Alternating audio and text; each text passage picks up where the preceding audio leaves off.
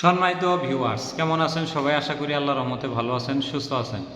আপনাদের সাথে আমি রয়েছি মোহাম্মদ রাশেদ মোশাররফ, শিক্ষক নিবন্ধনধারী, কারিগরি শিক্ষা ও trade instructor, Itna Nurpur DD Madrasa, Itna, Kishoreganj. সম্মানিত ভিউয়ার্স, আমার নিজ জেলা জামালপুর ও নিজ উপজেলা সরিষাবাড়ি উপজেলা। সম্মানিত ভিউয়ার্স, আপনারা দেখছেন job teachers TV. Job teacher টিভির পক্ষ থেকে সম্মানিত ভিউয়ার্স ভাই ও বোনদের জানাই আন্তরিক শুভেচ্ছা ও অভিনন্দন।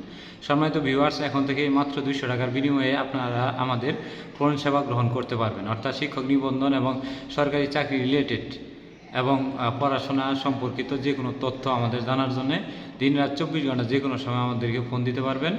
আমাদের একটি বিকাশ নম্বরে শুধুমাত্র 1 মাসের জন্য, প্রত্যেক মাসে মাত্র 200 টাকার বিনিময়ে আপনারা আমাদের এই সেবাটি নিতে পারবেন। তো আমাদের এই ফোন নাম্বারটি আমরা ডেসক্রিপশন বক্সে দিয়ে দিব, অথবা কারো যদি এই ধরনের সেবা লাগে, যেমন 18তম শিক্ষক নিবন্ধনের লিখিত প্রস্তুতি, ভাইভা, কিংবা 19তম শিক্ষক নিবন্ধনের লিখিত বা প্রিলি প্রস্তুতি, বা সরকারি 3য় চতুর্থ শ্রেণীর চাকরি সম্পর্কিত অর্থাৎ ফোন সেবা সম্পর্কিত যে কোনো তথ্য জানার জন্য বা গণবিজ্ঞপ্তি সম্পর্কিত যাই জানার দরকার হোক না কেন, এই বিষয়গুলো আমরা এখন বর্তমানে ফোন সেবা চালু করেছি। আপনাদের এই ফোন সেবা গ্রহণ করবেন আশা করি। তো সম্মানিত ভিউয়ার্স, আজকের আলোচ্য বিষয় জব টিচার্স টিভির আজকের আলোচ্য বিষয় হলো 18তম শিক্ষক নিবন্ধনে ট্রেড ইনস্ট্রাক্টরদের লিখিত সাজেশন নিয়ে আলোচনা।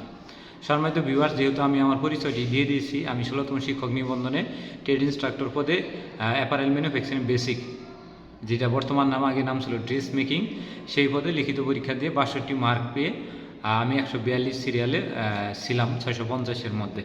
তো আমার মার্ক ছিল 62। আমি পরীক্ষা ভালো দিয়েছিলাম, আশা করেছিলাম যে 70 মার্ক পাবো। যাই হোক, আপনারা এই 18তম শিক্ষক নিবন্ধনের লিখিত সাজেশনটা কীভাবে পাবেন? তো সম্মানিত ভিউয়ার্স, অনেকে 52 নং ক্রমিকে কিংবা অনেকে 53 নং ক্রমিকে, সকল ক্রমিকের লিখিত পরীক্ষা একই ধরনের অনুষ্ঠিত হবে। অর্থাৎ যারা general electrical works, general electronics works, তারপরে apparel manufacturing basic, food processing and preservation, agro base food, তারপর পাম্পিং অ্যান্ড পাইপ ফিটিং সহ 21টি ট্রেডে, 21টি যে ট্রেড রয়েছে, এই ট্রেডের জন্য লিখিত কোনো প্রকাশনী নেই।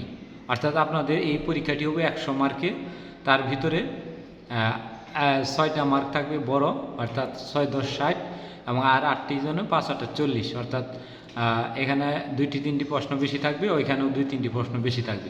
অর্থাৎ এই টোটাল মিলিয়ে 100 মার্কের লিখিত পরীক্ষা, আপনারা সময় পাবেন 3 ঘন্টা। তো সেই হিসেবে আপনারা যে বইটার কথা বলছেন, আমি আপনাদের বলে দিই যে বাজারে আপনার নীলক্ষেত বলেন, খিলক্ষেত বলেন, কিংবা ময়মনসিংহ বলেন, কিংবা বাংলাদেশ যে কোনো প্রান্ত বলেন, কিংবা ডুয়েট গাজীপুরের আশপাশ দিয়ে এই শিক্ষক নিবন্ধন লিখিতের জন্য কোনো বই রচিত হয়নি আপনার ট্রেড ইনস্ট্রাক্টরের জন্য। তো আপনারা কি করতে পারবেন? আপনাদের জন্য করার সবচেয়ে সহজ উপায়, আগে সাজেশনটি ডাউনলোড করে নেবেন। ডাউনলোড করার পরে আপনার এসএসসি ভোকেশনালভুক্ত যে সকল প্রতিষ্ঠান রয়েছে, স্বতন্ত্র ভোকেশনাল রয়েছে, এসএসসিভুক্ত 640টি ভোকেশনাল রয়েছে, তারপর নন এমপিও ভোকেশনাল প্রতিষ্ঠান রয়েছে, তারপরে আবার কারিগরি শিক্ষা বোর্ডের অধীনস্থ প্রায় 700+ প্রতিষ্ঠান রয়েছে।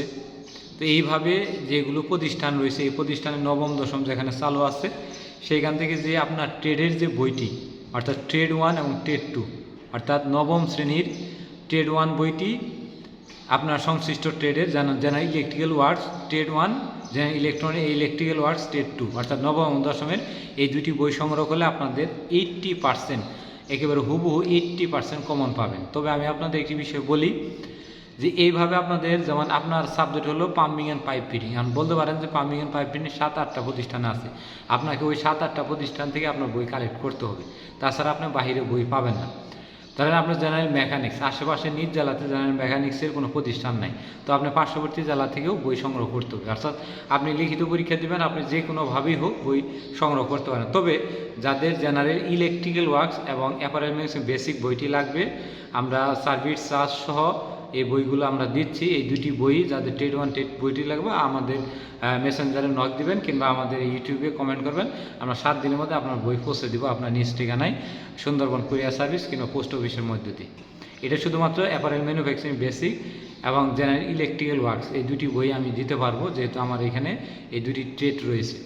তো যাই হোক, বাদ বাকি যে ট্রেডগুলো রয়েছে, সেই ট্রেডগুলো মানে আপনার জেনারেলভুক্ত যেসব প্রতিষ্ঠানের সাথে কারিগরি আছে, ওই সকল প্রতিষ্ঠানের কাছ থেকে গিয়ে এখন 500 টাকা নিক, 1000 টাকা নিক, আপনার ওই দুটি বই কালেকশন করলে আপনি লিখিত পরীক্ষা দিলে আপনার আর কোনো টেনশন নেই, আপনি 80% হুবহু কমন পাবেন। যদি সিলেবাস অনুযায়ী পড়েন। আর 10 থেকে 15% ডিপ্লোমা থেকে আসে, এটা অনেক সময় আনকমন আকারে আসে। তো গড়ে আপনি সব মিলিয়ে যদি আপনি সিলেবাস এবং সিলেবাসের অল্প একটু বাহির থেকে পড়েন, আশা করা যায় আপনার 90% কমন পড়বে।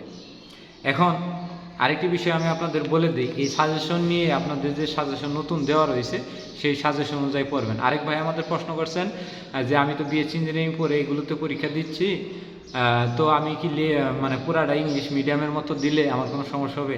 ভাই এই বিষয়টি আমি আপনাদের বলে দিই, যেহেতু বাংলা মিডিয়ামে ক্লাস হচ্ছে এবং পড়াশোনা আপনার বাংলা মিডিয়াম, সেই হিসেবে বাংলা দেওয়াটাই পারফেক্ট। তো মাঝে মাঝে ইংলিশ ব্যবহার করতে পারেন, সমগ্র ইংলিশ দিলে আপনার হিতের বিপরীত হতে পারে। তবে যদিও সর্বোচ্চ ইংলিশ দেন তাতে সমস্যা নেই, কিন্তু যারা ইনস্ট্রাক্টর রয়েছে আপনার খাতাটা দেখবে, তারা এই ধরনের একটি পড়ার সম্মুখীন হন নাই। কারণ আমরা 16তম যারা লিখিত পরীক্ষা দিয়েছিলাম তারা সবাই বাংলা মিডিয়ামের মধ্যেই পরীক্ষা দিয়েছিলাম। তাই ইংলিশ মিডিয়াম অ্যাভয়েড করে চলাই আমার মতে মঙ্গল। কারণ একটা নতুন সিদ্ধান্ত না জেনে আপনাদেরকে দেওয়াটা সঠিক হবে না। এবং অনেকে আমাদের কাছে বলেছেন, আমাদের সিনিয়র স্যাররা বলছেন যে লিখিত ইংলিশ মিডিয়াম না দিয়ে অল্প ইংলিশ এবং অল্প বাংলা দিলে সেটা বাংলা মিডিয়াম হিসেবেই ধরা হবে।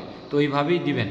আর লিখিতর জন্য এইভাবে সাজেশন সংগ্রহ করে এসএসসি ভুক্ত যে নবম এবং 10ম শ্রেণীর রয়েছে সেই প্রতিষ্ঠানগুলো গিয়ে সাজেশন নিয়ে, মানে বই নিয়ে সেইখানকার যে আপনাদের যে সাজেশন দেওয়া রয়েছে 18তম শিক্ষক লিখিত, সেখান থেকে মিলিয়ে পড়বেন। আশা করা যায় 80% সেখানে কমন পড়ে যাবে। তবে কোন পদের জন্য কতটুকু টিকাবে সেটা এনটিআরসি ছাড়া কেউই বলতে পারবে না।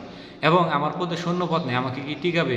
হ্যাঁ, আপনাকে টিকাবে যদি এনটিআরসি চাই। তো এনটিআরসি টিকানোর সিস্টেমটা সম্পূর্ণ আলাদা, এই বিষয়ে অন্য সময় আরেকটি ভিডিও দিব। তবে আমি এখানে শুধু জাস্ট আপনাদের টেট ইনস্ট্রাক্টরদের লিখিত বিষয়টি বলছি যে তারা কোন বই পড়ে। একজনে বলছেন যে সিভিল ড্রাফটিং উইথ ক্যাট বইটা পড়ুন ভাই, আমার পরীক্ষা, তাহলে আমি এখন কি করব? তাহলে আপনি ওই যে সিভিল ড্রাফটিং উইথ ক্যাটের যে বই আছে নবম এবং 10ম এসএসসি ভোকেশনালের টেট 1 টেট 2, ওই বইটি আপনাকে কালেকশন করতে হবে। আর বাহিরে টেট ইনস্ট্রাক্টরদের আর বই মানে বাজারে ওই ধরনের কোনো বই নেই। যেমন জেনারেলের জন্য অনেক বই রয়েছে বা স্কুল পর্যায়ে অথবা কলেজ পর্যায়ে, যেমন অর্থনীতি প্রকাশনী রয়েছে, অগ্রদূত প্রকাশনী রয়েছে, পপি প্রকাশনী রয়েছে, বা এই ধরনের আরও কয়েকটি প্রকাশনী আমরা দেখেছি। তো এই ধরনের প্রকাশনী রয়েছে। তবে জেনারেলের জন্য অগ্রদূত প্রকাশনী অনেকটা ভালো রয়েছে, তো তারা এই বিষয়টি পড়তে পারে। তো 18তম শিক্ষক নিবন্ধনে টেট ইনস্ট্রাক্টররা এভাবে বই সংগ্রহ করে পড়াশোনা শুরু করেন। এবং যেটা না বুঝবেন অবশ্যই আমাদের কমেন্ট করবেন অথবা আমাদের ফোন সেবা গ্রহণ করবেন। মাসে 200 টাকার বিনিময়ে আমরা সেবা দিয়ে থাকি। ধন্যবাদ সবাইকে, সবাই ভালো থাকবেন, সবাই জব টিচার্স টিভির সাথেই থাকুন।